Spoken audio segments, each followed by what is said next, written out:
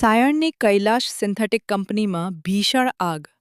સુરત જિલ્લાના ઓલપાડ તાલુકાના સાયણ ગામની સીમમાં આવેલા બાલાજી એસ્ટેટ સ્થિત કૈલાશ સિન્થેટિક નામની યાન બનાવતી કંપનીમાં આજે વહેલી સવારે આશરે 7 વાગ્યાના અરસામાં અચાનક ભીષણ આગ ફાટી નીકળી હતી. શોર્ટ સર્કિટના કારણે લાગી હોવાના પ્રાથમિક અનુમાન સાથેની આ આગે જોતજોતામાં વિકરાળ સ્વરૂપ ધારણ કરી લીધું હતું, જેના કારણે આખી કંપની આગની ઝપેટમાં આવી ગઈ હતી. કંપનીમાં યાન અને અન્ય જ્વલનશીલ સામગ્રીનો મોટો જથ્થો હોવાથી આગ ઝડપથી પ્રસરી ગઈ હતી અને મશીનરી સહિતનો સામાન બળીને ખાખ થઈ ગયો હતો.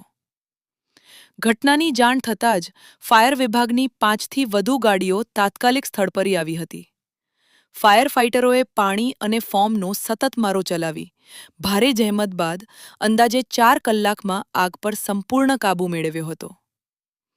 આગ લાગતા જ કંપનીમાં હાજર કર્મચારીઓ સમયસર બહાર નીકળી જતા મોટી જાનહાનિ ટળી હતી. જો કે કિંમતી મશીનરી અને યાનનો જથ્થો બળી જવાથી કંપનીના માલિક જીગરભાઈને લાખો રૂપિયાનું મોટું નુકસાન થયું હોવાનું